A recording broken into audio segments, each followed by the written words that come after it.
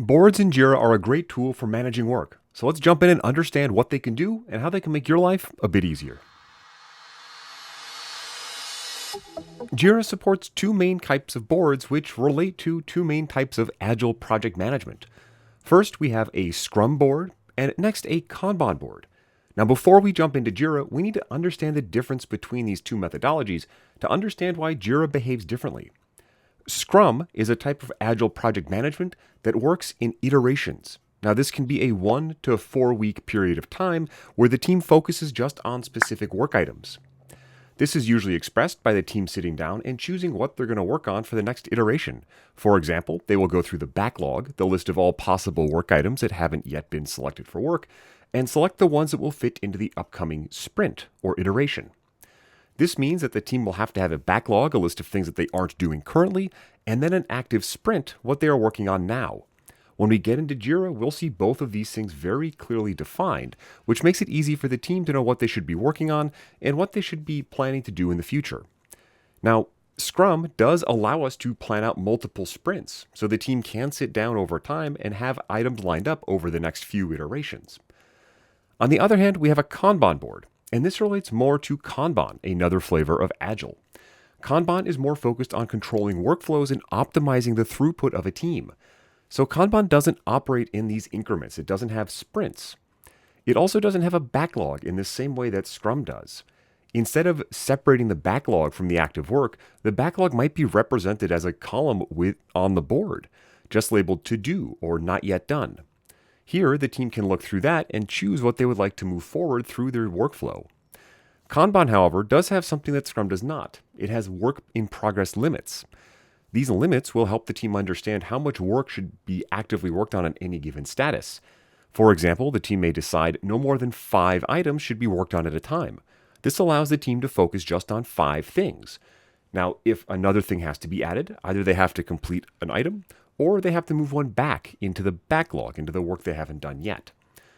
Kanban also has an ability to show the lower limit of their column. For example, the team might decide, hey, we have 3 team members, we should always be working on at least 3 things. This allows the team to very easily visually see throughout their workflow which limits are being exceeded or not met. And this can help the team understand more about how they operate and focus in on those challenges to improve their process. So now that we understand a bit of the basics on these ideas, let's jump into Jira and see how it's expressed in this work management tool. Here we are in Jira Cloud Premium, and before I talk about the differences between Scrum and Kanban, I'll point out the similarities. Both Scrum and Kanban boards will have some number of columns. Each column must be mapped to one or more possible statuses, and I'll show you what this looks like as we go. Boards can also be grouped. These swim lanes or rows in the board can be grouped by different things, for example, the epic, or my personal favorite, the assignee, making it easier to visually see what's going on in the board. Boards also include a board insights feature that uses artificial intelligence to analyze the board and provide information. Additionally, there are various view settings on the board that make it easier for you to look at the data, and boards also contain a number of filters allowing you to search through the board, for example, by keyword, by assignee, or by work item type. Boards can also have quick filters created, which give you one-click access to specific filters, for example, everything that's been updated recently, or just work items assigned to the currently logged in individual. So keep these similarities in mind, whether it's Scrum or Kanban, all of these features are available. Now, one other thing to keep in mind about boards in Jira, they are managed by a board administrator. This is a specific permission level, so if you cannot make changes to the board, you might have to talk to your team to see who owns it. So now that we understand the similarities, let's jump into a Scrum board. Oh, sorry, quick interruption. If you like this, please take a second to hit the like button. It's the thumbs up icon. It helps other people find this. All right, let's get back to learning. Now I can tell right away that this is a Scrum board because it has a backlog and an active sprints tab, and because there's a complete sprint button in the top right. This visually tells me that this is a Scrum board. Now I can take a look at the backlog, and this will display all the planned sprints.